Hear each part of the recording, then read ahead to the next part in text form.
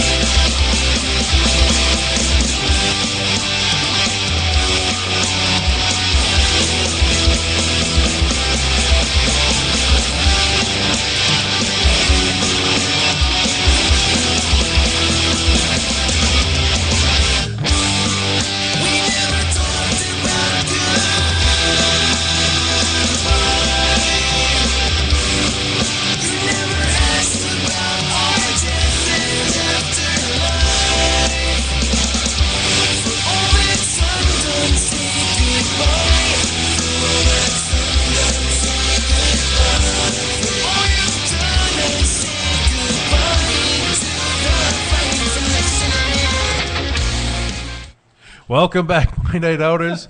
Little technical difficulty, but we're going to work our way through that. In studio tonight, we do have Chuck and Gina. Chuck from Senior Discount. Gina is, well, Chuck's girlfriend. Yep. And we're talking about, well, now we're talking about his upcoming big show at the Met. Yep, Senior Discount is doing our 11-year anniversary show at the Met in Providence. Technically Pawtucket, but I say Providence. On July 31st. It's a Friday. It's going to be great. What we're doing is we're doing a full set as the headliners of Blink-182 songs. The direct support band is Sound Off. They're doing a full set of Green Day songs. A bunch of Rhode Island musicians are getting together to do a set of Goldfinger songs.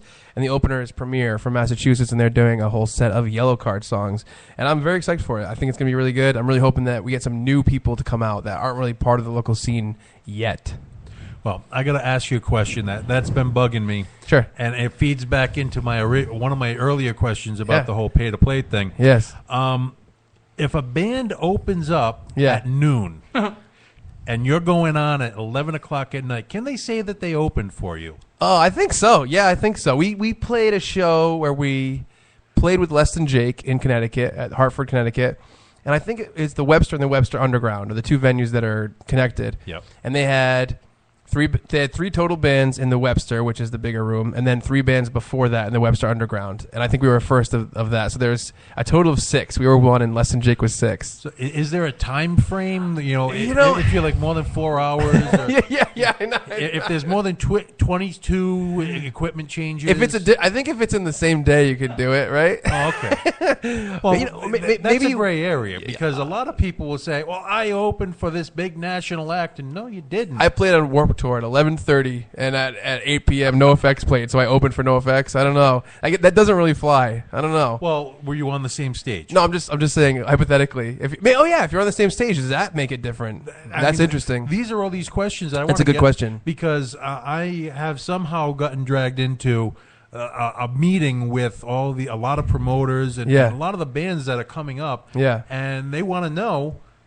first off, how they want to define what is and what isn't pay to play. They want to find out, Is that one of the? Is that a question? Is that a question? The when does it break off from we opened for this person? Well, that is one of the questions I want to find out because Interesting. I've watched, especially at the Juggalo nights. Yes. They're opening at noon, 11 o'clock in the morning, and the headliner doesn't go on for 10, 12 hours.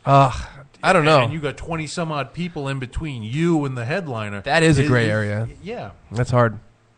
I would probably say it. I would probably say something like, "We've shared the stage with." Yeah. Downplay it a little. yeah, right.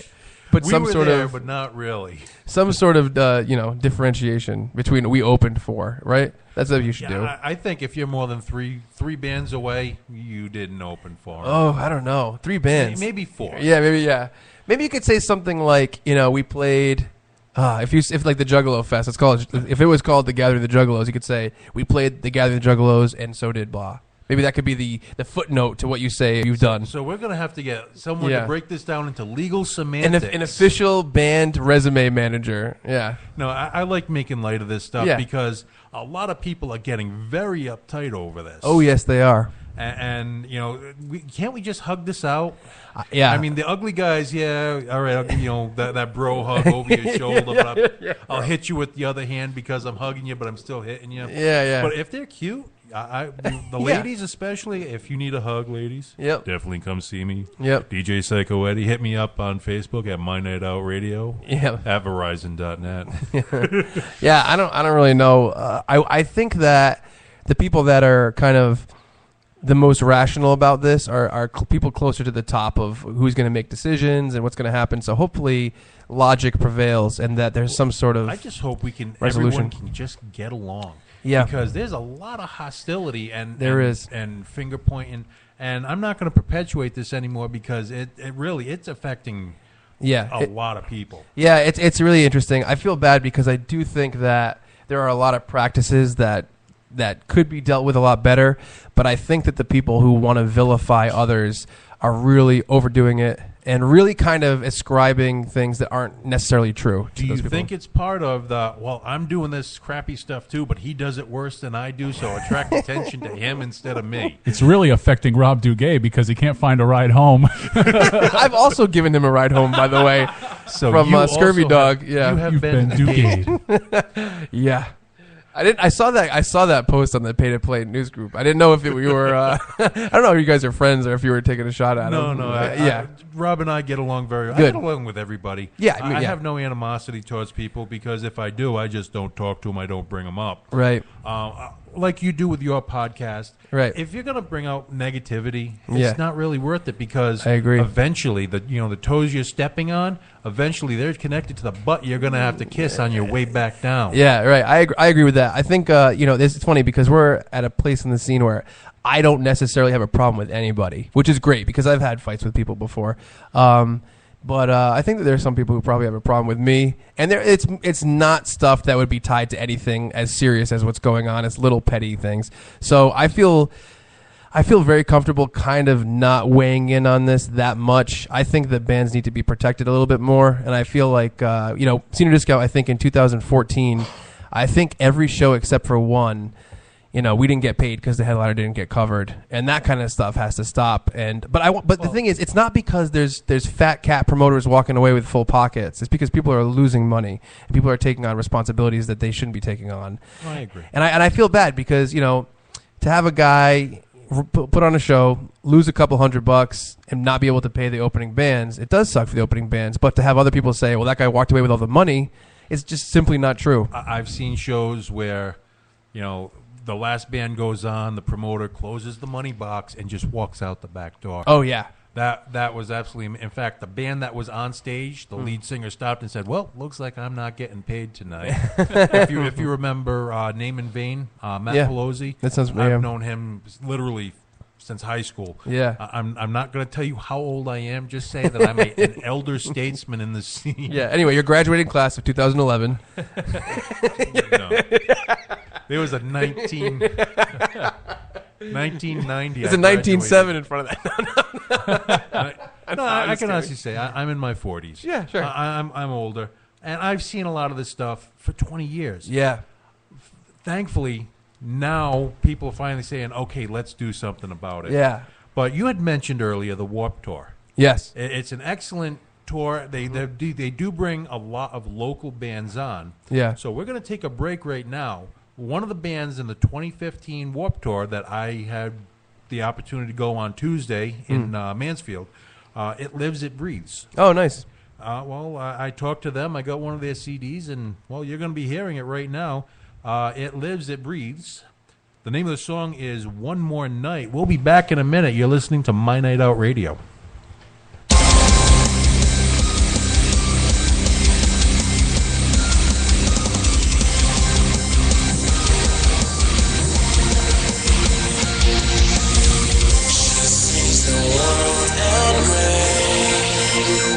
I hope to God you'll stay.